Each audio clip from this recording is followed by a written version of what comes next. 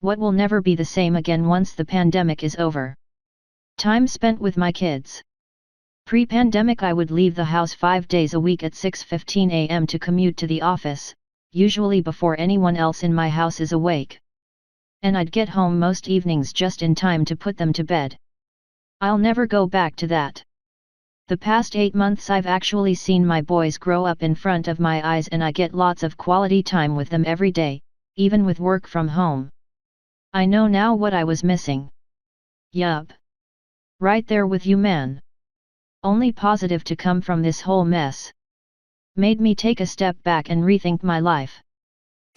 Hopefully your boss will finally admit that all his dumb meetings actually could have been emails all along. Everyone at my work got zoomed out, so we have 1 day a week where no one can schedule a Zoom meeting. Everything has to be handled via email or you have to provide a written justification. The Zoom fatigue is very real. My marriage. My wife and I had to work from home together, separate jobs, from March until September when she had to go back to the office. I am still working from home. During this time, we became increasingly closer. I have heard so many stories of marital problems being caused by COVID.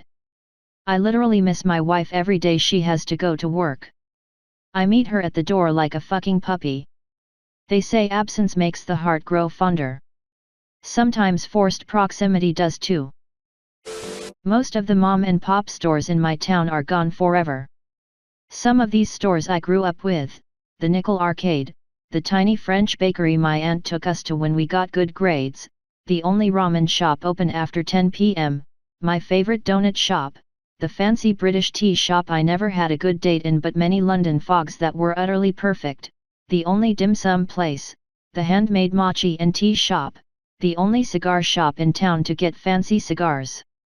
I lament the death of all these tiny businesses I took for granted. I always thought they'd be around. Now my community is left with just brand-named box stores, no more originality and flavor. Just closed Scary's buildings surrounded by a garishly lit Denny's, Olive Garden, and Target.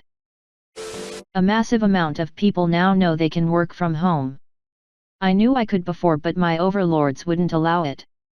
And just how fast mine took it away as soon as it was convenient for them. Edit. I should also mention that I have seen my manager once since the pandemic started and a grand total of 3 times since he was hired. I haven't seen the head of the department in almost 2 years. I'm on the night shift at a hospital. I've only seen one patient in the office since the pandemic really started. My existence in this office is pointless. I could do this job anywhere. So, after reading a few of the comments and checking the number of new cases in the area, I sent my manager an email asking him what our department is going to do. I know the answer, it will be nothing. Even while the CEO sends out weekly updates telling us we should work from home if able. This department will continue to remain in the office because it is run by clowns. Working in an office, particularly in Japan. I live in Japan. Going to the office and spending all day here is a deep cultural tradition. Asking your manager at a traditional Japanese company to work from home regularly is on par with asking them, "Hey, I just realized I'm Dragon Keen, can you please work with the cafeteria to put live cats on the menu?" You would get the same reaction. Even in cases of personal illness or family emergency. So many companies here, even in the early COVID days, flat out publicly said, no, we will never be doing that work from home thing, sorry. That's laughably naive.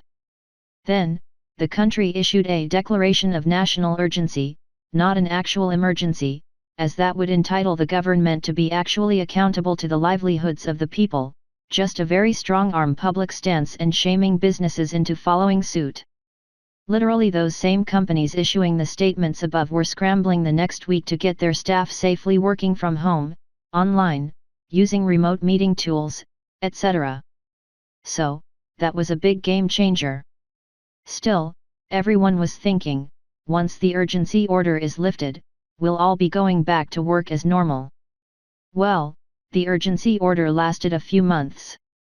And those traditional Japanese businesses saw what happened to their bottom lines when they no longer had to pay for electricity, heating/AC, cleaning, office equipment and maintenance, subsidized travel expenses to/from work, soft items like coffee and snacks, etc. And so many of them now are singing the praises of a sensible work-from-home policy and planning for even long-term work-from-home options. Now the society is changing very rapidly to accommodate working from home. More people recently are less looking at buying their first house/apartment in crowded Tokyo outskirts/close suburbs, and looking more to buying 1 to 2 hours away in the boonies where land is actually affordable and living is better.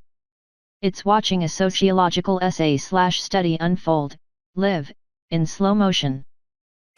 Obliviousness to how many things I touched between hand washings.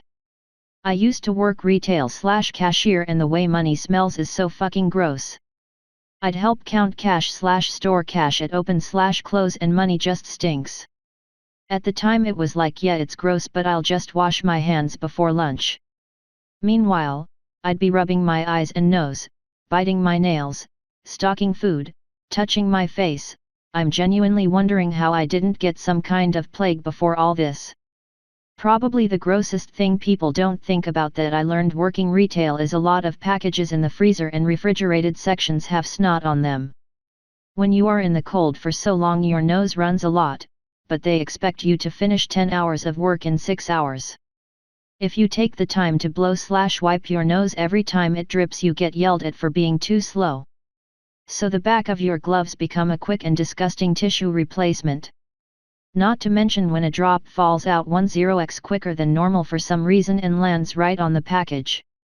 Well, it's only on the packaging so it's not a big deal. Remember that next time you open up a bag of shredded cheese and stick your hand in it. Edit. Since people liked that one you might also want pay attention to lids/caps for food/drinks. If it isn't attached with a sticker or plastic, wash it before it contacts the food/drink. There's about a 1 in 10 chance that the cap was off in the box and it can get hella dusty if it sits in the back for a while. Thanks, something new for the germ conscious out there lol. Packaged cold foods, uneasy face, cleaner than fresh produce.